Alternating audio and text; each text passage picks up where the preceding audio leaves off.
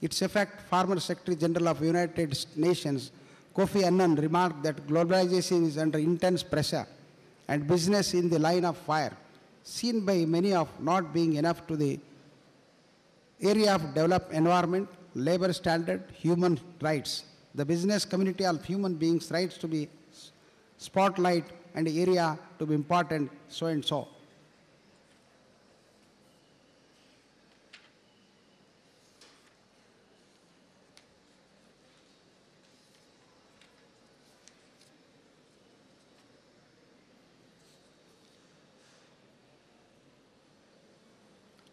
In conclusion, now I would like to conclude my speech with these words.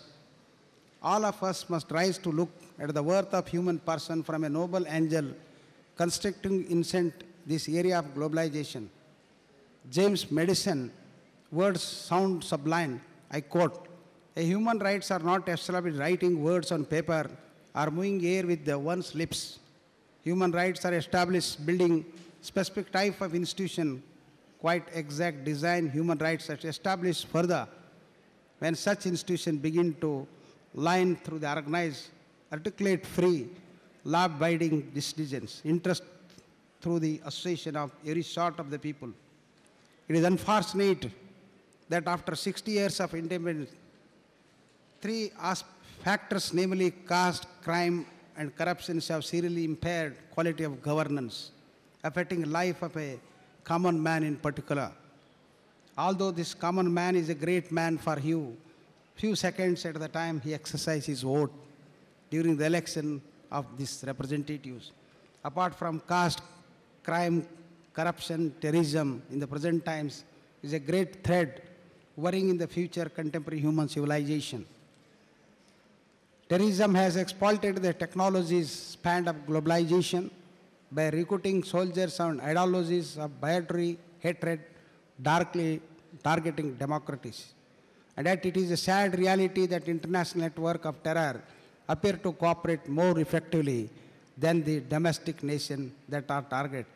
Swami Vivekananda has demonstrated that the strength of India lies in a strong foundation of human values, not in its economic and political or military strength. Professor Amartya Sen, in his remarkable study, Development Freedom, advocated that poverty must be seen as deprivation of basic capabilities rather than merely low income, which is standard criterion of poverty. Poverty can be traced to inadequate and inequality in the distribution of opportunity, economic, social, culture, political between the women and the men across the religious with communities through all the process of human development. He observed the achievement of a democracy depend not only at electoral politics and the rules of procedure that are adopted, safeguarded, but also on the way in which opportunities the democracy offer are used.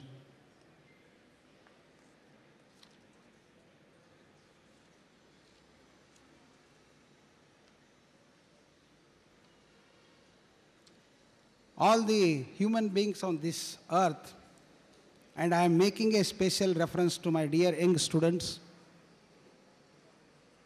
participants, special invitees, some of whom may be certainly, I wish all become legal luminaries, civil servants, economists, politicians, captains of the industry.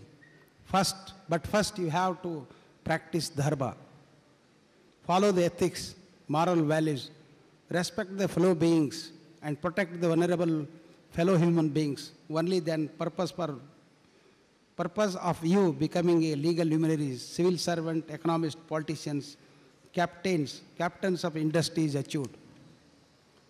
Let me conclude with a peace message of the humanity. Before that, one request I make for this, particularly my dear student, those that are studying in the law course, you must have a desire, the hard work, dedication, commitment, with humility, then only you can do something, achieve your life. You must have a desire. That desire, not just having desire is not sufficient. You must have a burning desire. That burning desire must come out like a spark in your life. Wherever you are, you see that should be, because you are the persons are the natural resources of this country, a future of the nation, a responsible citizens of this nation. That commitment one must have. Bear this fact, particularly this 2 days conference. This is the most important topic as on date, and it is all responsibilities on you, how you mold, how you reform, how you create, motivate the person who is illiterate, ignorant, rustic villager. You are the persons studying in the rural area. God has kind enough on you. You have got all the facility provided by Virendra Hegde, and you are the happiest human beings in this area. God is one, but names are many. Reality is one, but it is always are many. Spirituality is one, but religions are many. Humanity is one, but human beings are many. There cannot be one religion for the whole world. The religions are like flowers of a beautiful garden. Every flower has its own individual liberty.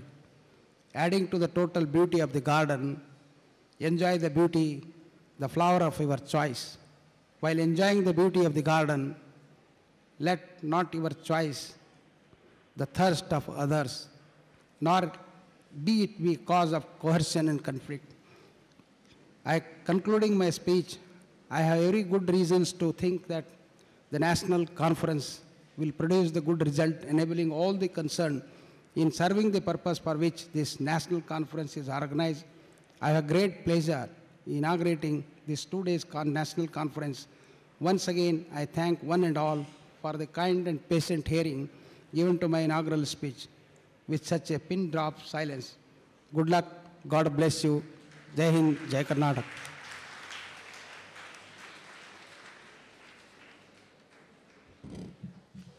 Thank you very much, sir, for your knowledgeable speech. The chief guest of today's occasion, Dr. P. Ishwar Bhatt, is one of the rare legal scholars by right. He is a distinguished academician and an authority on constitutional and human rights jurisprudence. I consider it as my privilege to invite him to address the esteemed gathering.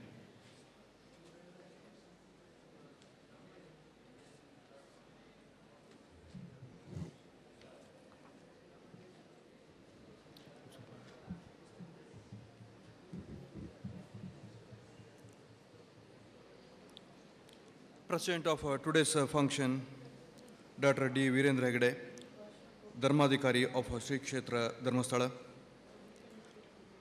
Honorable Sri H.K. Patil, Honorable Justice N.K. Patil, Vidyadhara Hatti,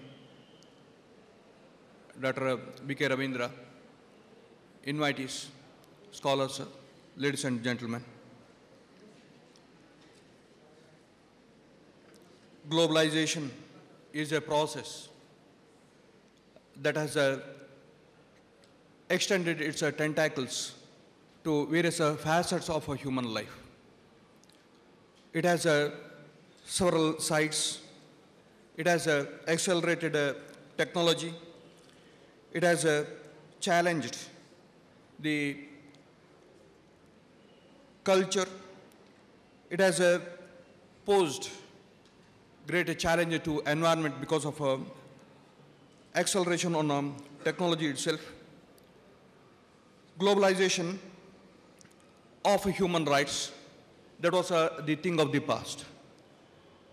It was from Magna Carta or from the earliest times that the foundational values of civilization got manifested through several means, through several movements, and ultimately influenced various countries to various levels. We come across a concretization of human rights because of such an extension of those essential human values, and thus globalization of human rights took place. Because a human being is not a person who could be confined to the four walls of his life, his house. Thus, human rights are to be responded, they are to be actually followed in various walks of life. Human rights reflect great competence to bring social transformation, to establish justice, to ensure welfare, to uphold morality, and to accelerate development. That's the essence of human rights. That's why expansion of human rights at a global level has a far-reaching consequence.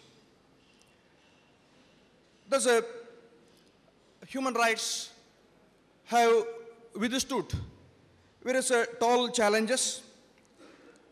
Human rights have influenced movement against racial discrimination, against genocides, against gender bias, against poverty, and human rights have inspired to eliminate various types of sorrows.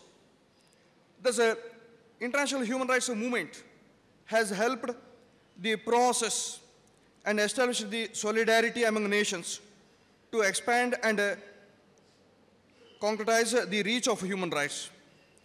Thus, globalization of human rights is something that has benefited the mankind as a whole. But globalization of trade, globalization of economic processes, globalization of technology have posed big challenges because in the modern era, globalization is standing for economic globalization.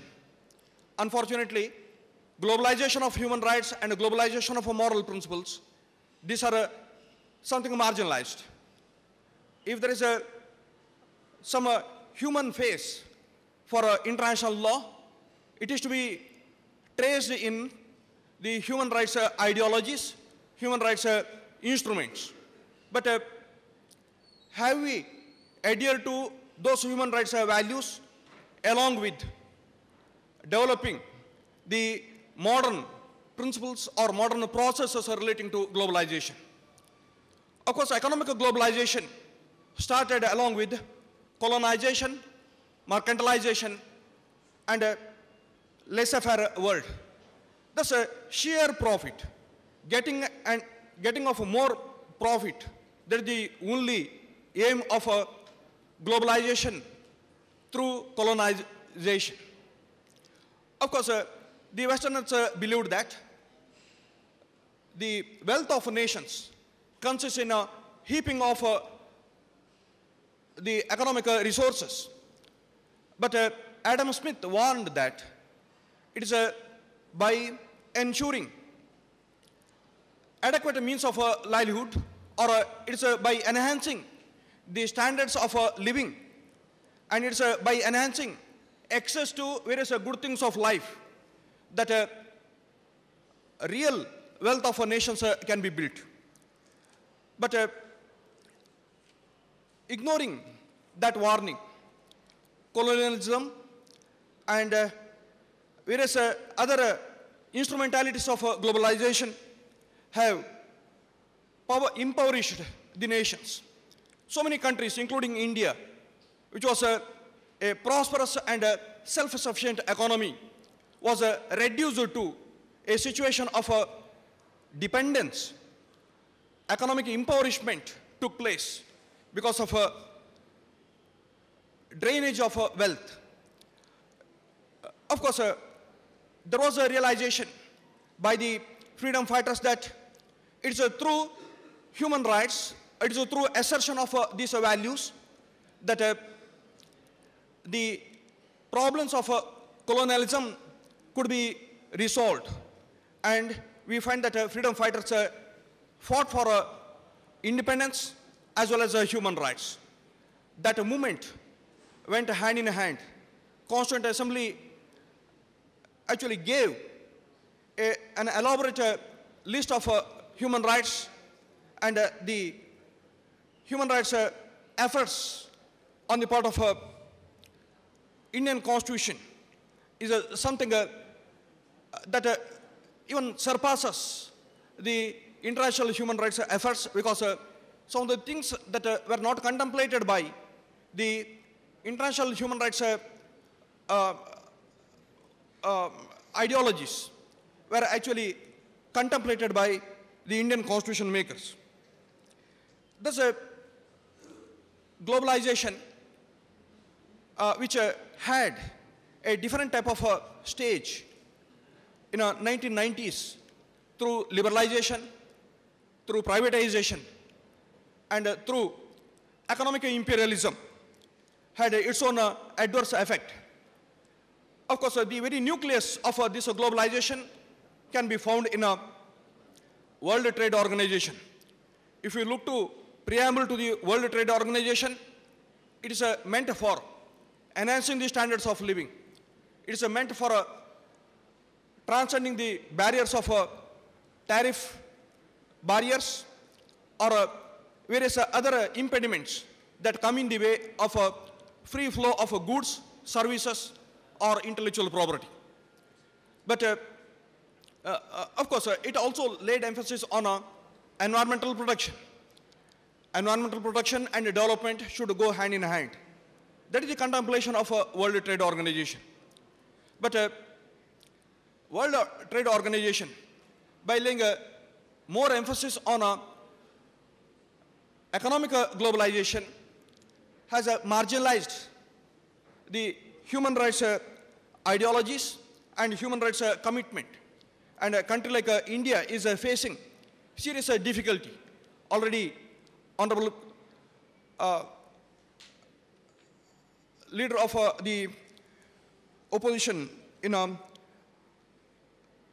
Legislative Council, Honorable H.K. Patil, has pointed out how the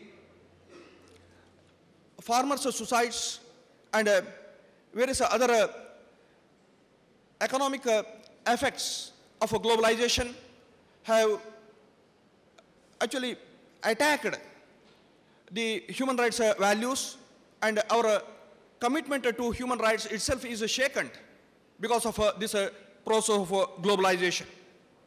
It's true that such a adverse effect of globalization is to be faced with a new determination.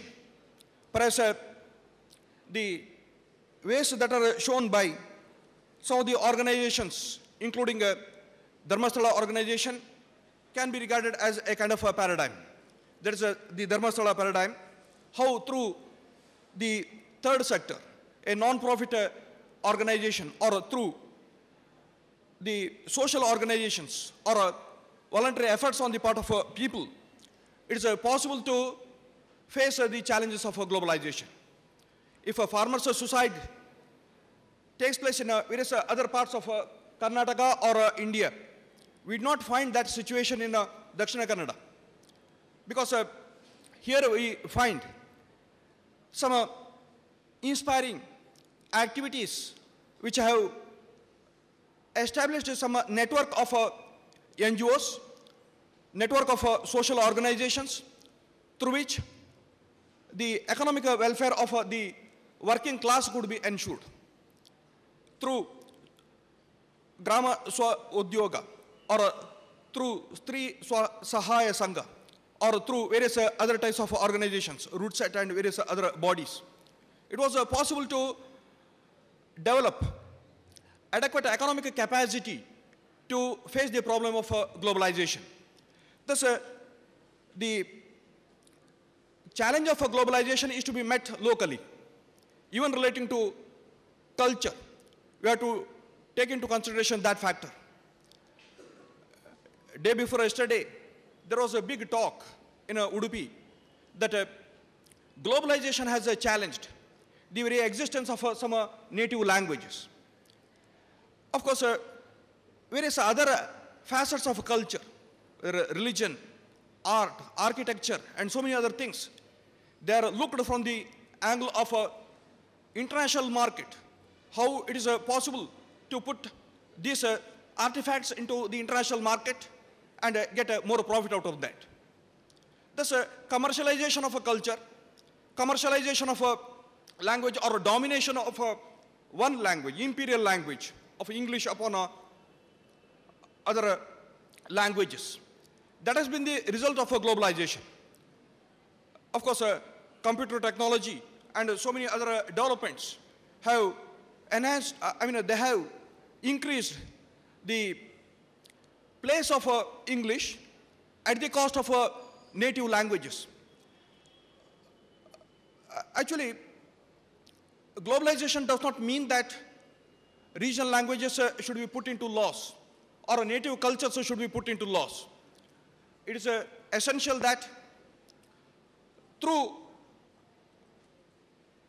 approaching the people in their language, in developing that linguistic resource, in enhancing their competence, in making that language an instrument that could serve the people even through computer technology. It is possible to restore our language. It is possible to restore our culture. And what is to be done is that we have to set a good precedent, good example by our greater adherence to commitment to the constitutional values. Because our constitutional values relating to development, welfare, social justice, these are paramount. And globalization should be simply subordinate to that. Because globalization without humanization is something harsh that is actually belittling the human being. It is only by humanization of globalization that some positive development could be ensured.